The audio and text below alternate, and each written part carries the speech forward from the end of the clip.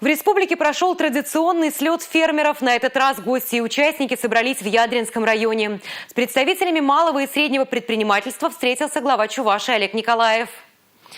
На заседании обсудили актуальные вопросы в сфере сельского хозяйства республики. Подробнее в нашем репортаже. Слет фермеров Чувашии – уже традиционное мероприятие. Здесь, на базе отдыха, те, кто решил связать свою жизнь с сельским хозяйством, кто решил работать на земле. Появляются новые производства, создаются новые рабочие места. На селе становится выгодно жить и работать. Я 5 лет жил в Москве, но все время тянуло обратно в Чувашию. В свой родной дом переехали и начали заниматься клубникой. Узнал про школу фермеров, пошел учиться в школе фермеров. В этом году как раз закончил. Подал документы на грант, перспективу.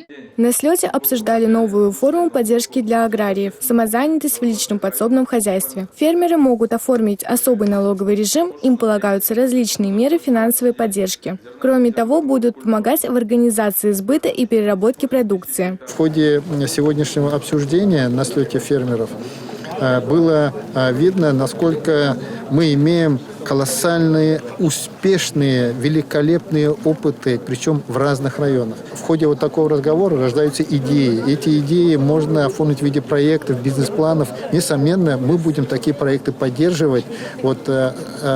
Прежде всего, за счет всех тех 69 инструментов только по линии сельского хозяйства или Министерства сельского хозяйства. В 2022 году на село по всем программам планируется направить более 5 миллиардов рублей, 900 проектов развития территорий. Но включения ждут и от самих сельчан и фермеров. Министр сельского хозяйства Сергей Артамонов отметил, село отзывается и начинает развиваться. Земли, обрабатываемые фермерами, увеличились почти в 2 с лишним раза. И объемы выпускаемой продукции увеличились тоже в несколько раз. Поголовье в фермерских хозяйствах почти увеличилось в 3 раза. И так далее. И за эти 10 лет фермерами создано более 1000 рабочих мест. Это неплохой показатель, я считаю, есть. И, конечно, этому способствует государственная поддержка. И кроме федеральных мер поддержки, грантовой поддержки начинающих фермеров, агростартап, как сейчас, они объединились 2 программы, семейных животноводческих ферм, кооперативов.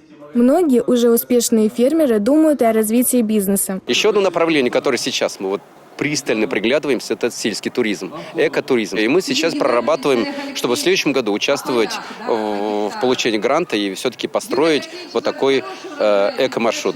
В республике принято решение централизовать организацию питания в школах, детских садах и больницах. Это будет сделано пока в Красноармейском и Аликовском районах. В процессе подготовки полуфабрикатов и компонентов будущего меню планируют максимально вовлекать местную продукцию. Это еще одна возможность для фермеров производить и продавать выращенное у себя в регионе, а значит работать над укреплением продовольственной безопасности и делать родной регион сильнее. Анастасия Ушакова, Игорь Зверев, Республика, из Ядринского района.